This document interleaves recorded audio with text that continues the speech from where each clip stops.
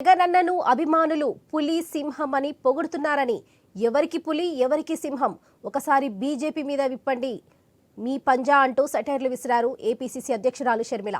ఒకసారి బీజేపీపై దమ్ముంటే గాండ్రించండి, పులులు సింహాలు కాదు, మీరు ఆంధ్ర రాష్ట్ర ద్రోహులని విమర్శించారు. ప్రశ్నిస్తే బెదిరిస్తున్నారని తెలిపారు.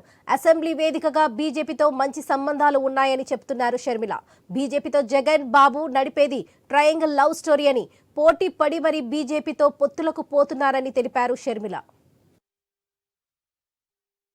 హోదా అంటే ఆ రోజు చంద్రబాబు గారు చెప్పిన మాట, మాకు 15 సంవత్సరాలు ప్రత్యేక హోదా కావాలి అన్నారు.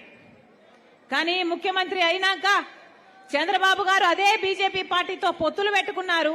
వాళ్ళ మంత్రివర్గంలో, వాళ్ళ కేబినెట్ లో మంత్రులు చేశారు, మంత్రివర్గంలో భాగమయ్యారు. కానీ ప్రత్యేక హోదా గురించి ఒక్కటంటే ఒక్క నిజమైన ఉద్యమం చేయలేదు చంద్రబాబు గారు. ఆ రోజుల్లో చంద్రబాబు గారు ముఖ్యమంత్రిగా ఉంటే జగనన్న గారు ప్రతిపక్ష నాయకుడు. ఆ రోజు ప్రతిపక్ష నాయకుడిగా జగనన్న గారు ఎన్నో ఉద్యమాలు చేశాడు ప్రత్యేక హోదా కోసం. ఆ రోజు ప్రత్యేక హోదా జగనన్న గారు నిరాహార దీక్షలు కూడా చేశారు.